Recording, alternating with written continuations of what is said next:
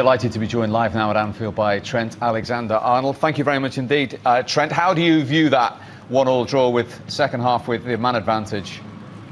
I mean, it was obviously Chelsea, really good team, especially since the new managers came in. Always going to be hard to break down, but we were, I think, looking back on it, a bit disappointed with obviously a full half, having the extra man. We had a lot of the ball, couldn't really break them down. Well organised team, but yeah, it was one of them days where we didn't really create too much, but when we did, we didn't really take our chances either. Trent, is there anything in the second half that you think you could have done different to try to stretch that Chelsea back line, or anything the team in general could have done to create more chances? I mean, they were quite deep to start off with. Obviously, when you go down to 10 men, you're not really going to come out and press. But I mean, their starting position, the back five was kind of edge of the box, so it was tough to get in behind them. I thought we moved the ball relatively quite well from side to side, and then pierced through the middle. But again, when you go five at the back, it's difficult to break down. Well organised team, and yeah, it was just a lack of creativity out there today, really. Do you think the 10 men, or do you think if it was 11 against 11, then we would have seen a better game and actually created more chances, both teams for that matter?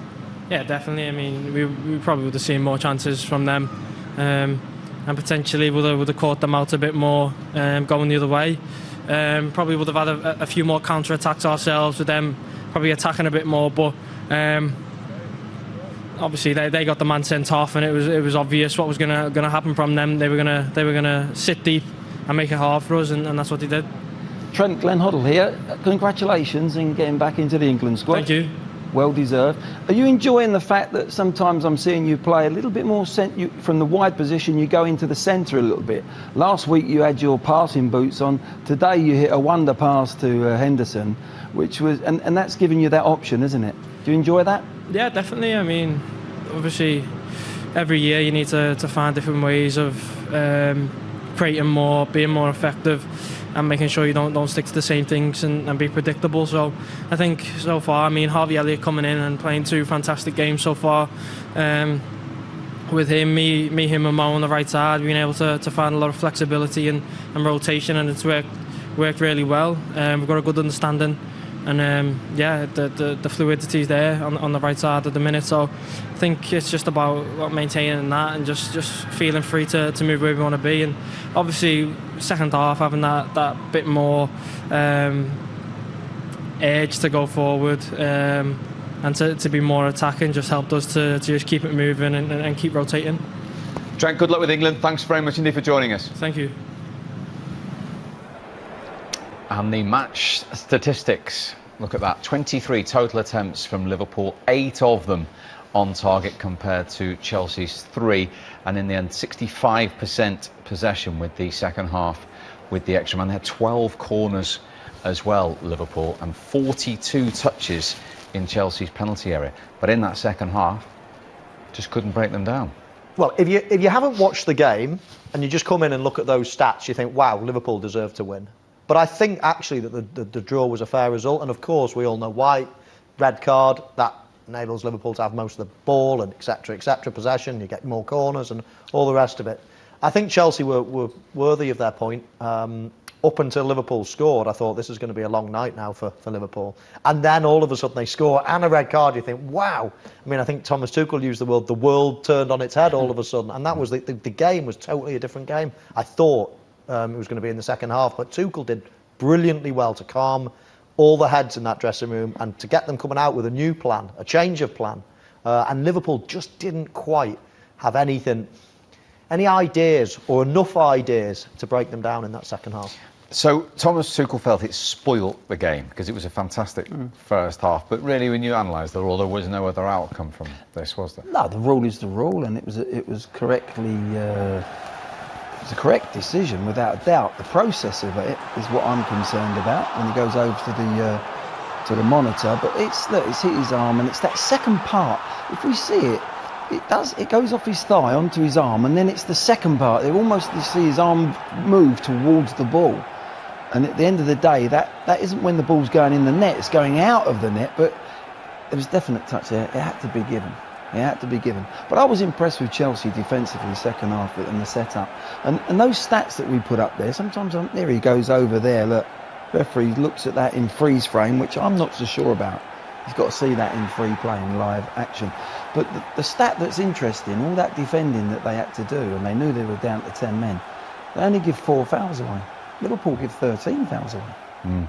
So, I mean, that's impressive, isn't it? When you're back against the wall, you've got 10 men at Liverpool, and to stay on your feet and cover each other and not give fouls away.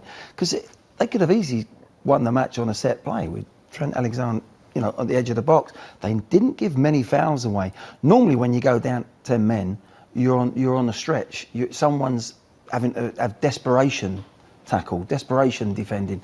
Never happened all second half. That's why I thought they were brilliant in the way they defended. It was a big moment in the game. Dermot Gallagher's with us. A number of people I've seen and heard Dermot saying, oh, I felt it could have just been a yellow and a red was a bit harsh with the penalty as well. Just round up the law again for us, if you could. Well, the law is not in the referee's favour. I've been in this position, Steve, and you've got no choice. Is it stopping a goal? Yes. The law then is mandatory. If you feel he's stopping a goal on the goal line, you have to send off. I mean, it's interesting. You hear people talking about it all the time. We've heard Thomas Tuchel's interview. You know, he said it's not it is a handball. It's not the referee's fault. It's not the law's fault. It's how it's written. It is how it is. You know, that's the law. And unfortunately, the referee's mandated to send off. It's just one of them things, Steve. And what about Glenn's point about the way in which Anthony Taylor was not too long at the monitor, shall we say? Yeah, it's interesting, isn't it? I think, you know, we can analyse decisions as much as you want. Did he go too quickly? You know, one of the things we've heard so far this season is decisions have taken too long. Now we're saying the decision has taken too little time. Bottom, I still do now.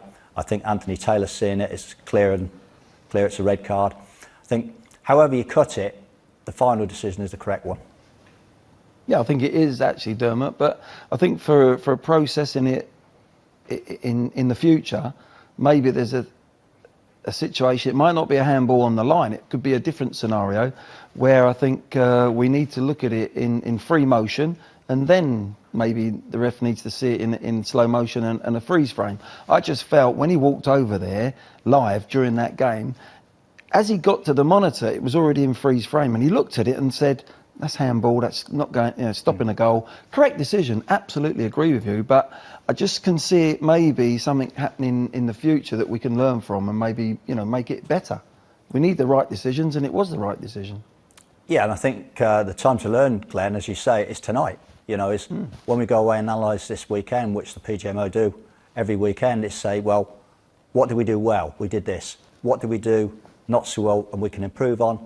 Maybe it's this one, as you say, look at the process, make it a little bit more concrete, if you like, and people go, yeah, it took 10 seconds longer, but that's what we want to see. We want to see it's definitely a red card, it's definitely handball, definitely a penalty, move on. Dermot, thank you very much indeed, as always, for clearing that up. Now, prior to the penalty, we saw Antonio Rudiger shown the yellow card. We've now seen the pictures as to why. Yeah, and rightly so. Top of your screen, well, we've highlighted there. Look at him trying to scuff the penalty spot, ungentlemanly behaviour. And virtually everybody sees it. You can see the fans all pointing the fingers. You see Andy Robertson and Mo Salah running towards him. And more importantly, you see Anthony Taylor spotted it as well. So a yellow card was given for that. And this fella, 17 penalties in a row, Glenn.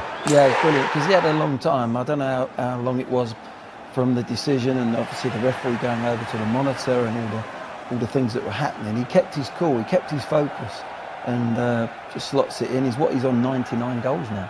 And this bit here is, I think Henderson is the one that's the problem. You're not allowed to go and get the ball from the net anymore because of that problem has happened in the past, and they're trying to nullify that. And you know, Mendy was in his rights to try and clear the ball out and just whack the ball anywhere, because he was annoyed that he's conceded. He might have had other agendas as well on it, but Henderson shouldn't have been there. Let me take you back before the penalty. When Chelsea were 1-0 up, you were impressed with them. Might they regret perhaps not going 2-0 up? Yes, definitely. I don't think they necessarily missed chances, but they missed the possibility of creating great chances. This one to start with, Lukaku turns and Havertz, he should be playing it inside Van Dijk there for the chance. You see Havertz with his arms up, and this is even more of a glaring mistake. I think here, this is an easy ball from Kante. He's got acres of space, and then once he doesn't do it again, you know, there's 2 opportunities, so we've seen 3 there, and these were all at 1-0, Steve. So that could have made it 2-0, and then with Chelsea and how good they are defensively, you'd have to say there then it might have been game over. But how things turned in a blink of an eye, Liverpool going up the other end and scoring. And even this one, Glenn, you think maybe could he? I mean, I wouldn't have passed that, but you might have. There was an option. It was another option for him, you know, and that's where I think Tuchel would have been happy with the first as well. I watched that, and I watched someone like Lukaku and think, and you always envisage yourself playing in certain teams, and I think that's the reason nowadays why teams like Chelsea just play one up front, because he can do everything and on his own. I mean, a player of my type, let's say, shall we say, stature and type, could never play as a lone striker anymore. I mean, we were all taught to play as pairs, and we always were brought up as pairs.